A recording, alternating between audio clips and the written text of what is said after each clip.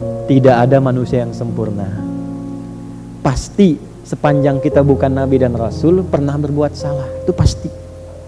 Ustadz juga sama, pasti pernah salah. Nggak ada ustadz yang sempurna.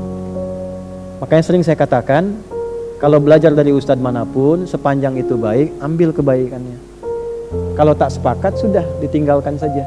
Yang tak sepakatnya tidak harus menghukumi orangnya. Itu paling gampang supaya kita nggak punya urusan di hari kiamat nanti. Jelas?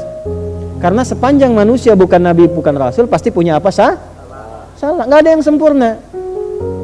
Orang yang baik itu adalah orang yang belajar dari kesalahannya untuk memupuk kesolehan di masa kehidupannya. Kalimat paling gampangnya gini, kalau mau dibikin status boleh ya. Betul, dan itu Allah sangat mencintai. Allah sangat cinta. Allah sangat mencintai pelaku maksiat yang gemar bertobat dibandingkan orang soleh yang tidak pernah merasa salah. Itu catat. Allah sangat mencintai pelaku maksiat yang gemar bertobat dibandingkan orang soleh yang tidak pernah merasa. Pak, Bu, mohon maaf, gak ada yang sempurna, semua punya masa lalu. Makanya kenapa harokatnya fathah, supaya dibuka masa lalu itu, membuka masa depan yang lebih baik. Nah, kadang-kadang untuk menyadarkan kita, dikasih musibah supaya kita sadar yang gak baik itu perbaiki. Kalau sudah dengan adanya musibah kita berubah, pertahankan itu. Nah, itu Allah sangat cinta. Jadi kalau kita mendekat dengan keadaan pelan pun, Allah menyambut dengan keadaan yang cepat. Dan jangan pernah menyimpulkan kehilangan kasih sayang Allah, betapapun berapa dosa yang pernah kita kerjakan. Sampai turun surat tuh, surat 39 ayat 53. Qul ya ibadiyalladzina asrafu ala anfusihim la taqnatu min rahmatillah. Muhammad, katakan, sampaikan, viralkan pada hamba-hambaku yang sudah berlumur maksiat, jangan menyimpulkan gak akan pernah mendapat kasih Allah. Innallaha yaghfiru dzunuba jami'a. Semua dosa yang pernah Anda kerjakan, saya kerjakan, kita kerjakan, kalau mau kembali Allah ampuni semua dosa-dosa itu. Jadi ketika Anda baca ini, idza syamsu kuwirat, ingat dosa. Salah sama ibu, sama bapak, belum minta maaf, sudah meninggal orang tua. Salah asuh anak, sehingga anak berkata yang kasar. Bukan orang lain yang salah, orang tua. Salah asuh. Jangan nyalain guru. Guru gak salah. Antum tuh harus tanggung jawab. Saya, kita selaku ayah dan ibu mendidik anak. Cuman karena gak sempat sepenuhnya waktu, kita titipin guru-guru mendidik. Kita nitipin tuh supaya dididik, karena kita gak sempat. Tanggung jawabnya kan bukan guru, harusnya kita. Jadi kalau ada anak salah, jangan salahkan anak dulu. Kita dulu. Lihat dulu tuh. Jadi begitu baca idza syamsu kuwirat, ingat dosa. Istighfar. Sebelum datang musibah.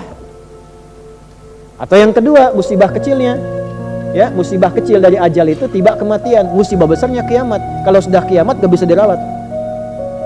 Mumpung masih hidup, ralat itu. Diedit, kata-kata edit. Edit lagi dengan taubat. Perbuatan diedit supaya lebih baik. Mumpung masih hidup. Nah, ini kita panjang ngaji nih, sampai 2 jam lebih kita ngaji sampai dengan saat ini.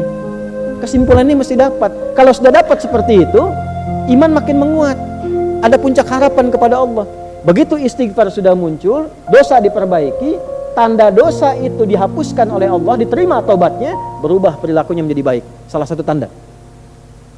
Makanya ketika ada kalimat taba wa amila sholiha, seringkali disampaikan begitu dalam Quran. Taba wa amila sholiha. Begitu taubat, berubah perilaku jadi baik. Anda kalau pernah berbuat perbuatan kotor di masa lalu, tiba-tiba menangis taubat, terus berubah jadi baik, itu tandanya taubat yang diterima Allah. Dan pesan saya, ingat ya, catat betul pesan ini ya, catat betul. Jangan diingat-ingat lagi perbuatan dulu, selesai. Karena nanti yang paling diandalkan setan menampilkan lagi memori masa lalu itu. Zina, membunuh, mabuk dan sebagainya. Sudah tobat nih jadi baik, sudah nggak senang lagi, udah jangan dipikirin lagi. Teruskan yang amal soleh, masa lalu tutup. Nanti setan akan terus menghadirkan itu dan memberikan kepada Anda satu pandangan bahwa kamu dosanya terlalu besar, belum tentu dimaafkan. Hati-hati. Itu tipu daya setan. Jelas? Nah, jadi ketemu oleh kita, idza syamsu kuwirat, apabila mentari sudah digulung segulung-gulungnya, sehabis-habisnya, Ya, masuk ke ayat 14-nya. Alimat nafsum ma ahdarat, barulah manusia sadar selama ini sudah mengerjakan apa, sudah melakukan apa.